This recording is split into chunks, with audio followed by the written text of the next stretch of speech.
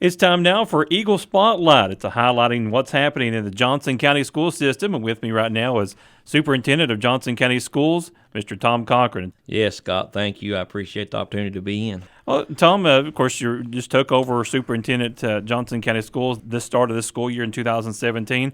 Let's talk a little bit about why we're doing this and what is Eagle Spotlight. Scott, first, I'd like to thank everyone for giving me the opportunity to lead our district.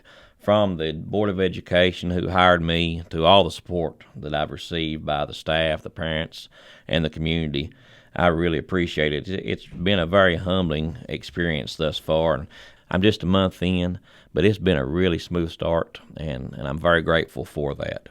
The reason we decided to begin the Eagle Spotlight segment weekly is to keep the community up to date with what's going on in Johnson County schools.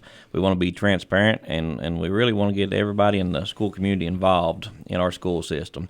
Schools are such an important part of the community, and the community is also such an important part of the schools. And I believe that each community gets the schools that it wants, and we must work together and be supportive because the future for all of us is our children. Now, a lot of people might say, well, I really don't know who Tom Cochran is. Well, let's know who Tom Cochran is. You've been within the school system all your life, but in your career, you've just kept going and going and going up in the Johnson County school system. Yes, sir. Before I introduce myself, though, I would like to take a minute to express my gratitude to Tom Salyer. Mr. Salyer's a lifetime Johnson County Schools person. He's a good school person and, more importantly, a good man. And he had 34 years experience in our school system. And he retired at the end of July, and we all want to wish him the best of luck in his retirement. As far as myself, Scott, I really have been an Eagle since birth. My mom and dad both were part of the Johnson County school system. My dad was a lifelong educator at Johnson Central High School. My mom also worked at Head Start throughout her career for Johnson County schools. I'm a product of the Johnson County school system. I attended Johnson County schools from kindergarten. I graduated from Johnson Central High School in 1993. I have 19 years experience, and I have worked at all levels of the school system. I started my career at elementary, actually at Oil Springs Elementary, then I moved to Highland. I've also been at Johnson Central High School in multiple roles. I've been assistant principal at the middle school. I've been assistant principal at the elementary schools, been principal at the elementary schools twice, and I've been at the central office. So I've kind of run the gamut and been everywhere in the school system. And I really, don't like to talk about myself, but I think in order for people to know me, I want to tell you what I believe. And I believe that everything comes down really to how you treat people. And I believe you have to treat people good. I think that we must put the needs of others before ourselves. And I don't think there's ever a wrong time to do the right thing. And everybody that knows me and those that don't, that get to know me, I think there's a big power in being positive. I'm a glass half full kind of guy, and I see the good in everything in all situations. And I think, Scott, we have to be kid focused. We have to meet the needs of every student that crosses our path. We have to meet them where they are and take them to where they need to be. And we have to focus on student learning and help our students become thinkers. And we have the ultimate goal of ensuring that every student is life ready when they graduate from our school system. Well, Tom, of course, you're the new superintendent of Johnson County School System, but you inherited such a great staff and employees within the school district. Yes, we do, and I want to brag on all of our schools and all of our staff, our teachers, our transportation department, our bus drivers, our maintenance workers, our custodians, our lunchroom staff, all of our support staff, our school and our district administrators. They absolutely are here for the right reason. They work hard every single day to make sure that our kids are taken care of, and I really want to brag on them. They're the hardest working bunch that I've ever been around and ever seen, and I surely appreciate them. And we do have so many opportunities for every student during and after school. We have something for everybody.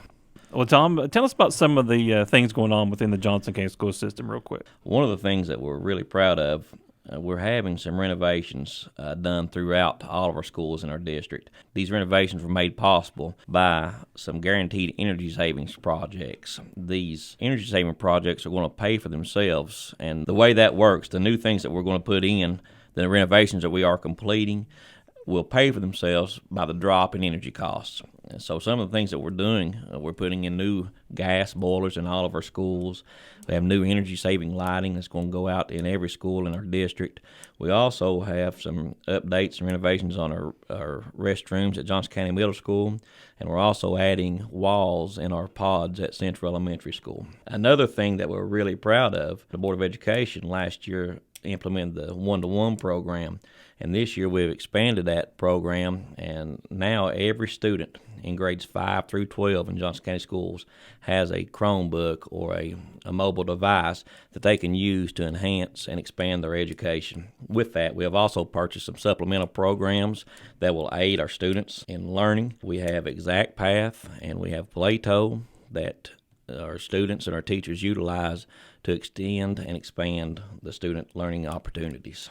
Well, Tom, of course, September is Attendance Awareness Month throughout the state of Kentucky, and let's just talk about that a little bit.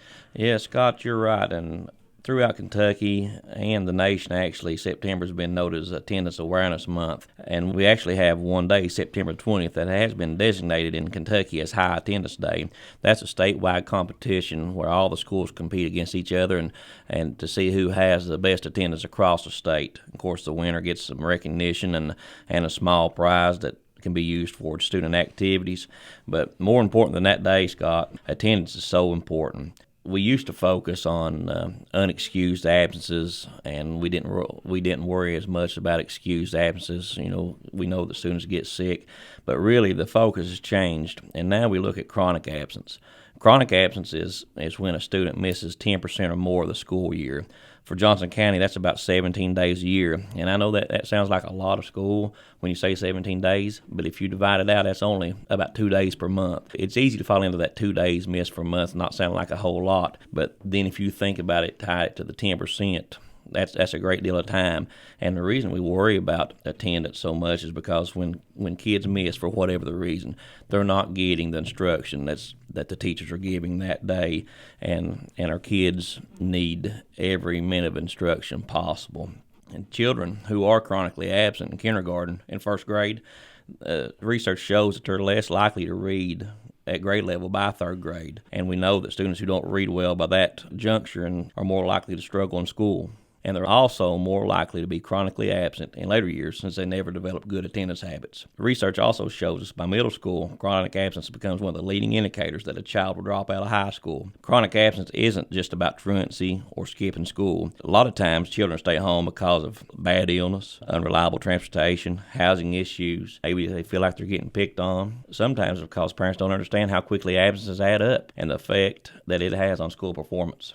Something key that we want to do, Scott, is we want to let families know about the critical role that they play in getting children to school on time every single day. We need the parents' help to build a habit of good attendance, to enforce bedtimes and other routines, and to try to avoid vacations while school is in session. Well, Tom, we appreciate all the valuable information. Of course, congratulations on becoming the superintendent of Johnson County School System. I know it's a lot of work, but you got a lot of good staff and employees around you, a lot of good people within Johnson County School System. Absolutely, Scott. In my opinion, the greatest staff, the greatest kids, and the greatest community. We couldn't ask for anything more. We just have to work together to push the students in the right direction. And I would like to say, for those of you who follow social media, we do have a Facebook page and Twitter, but I'd like to invite you to follow us on Facebook, the Johnson County School District, and on Twitter, the JC School District, @JC_schools.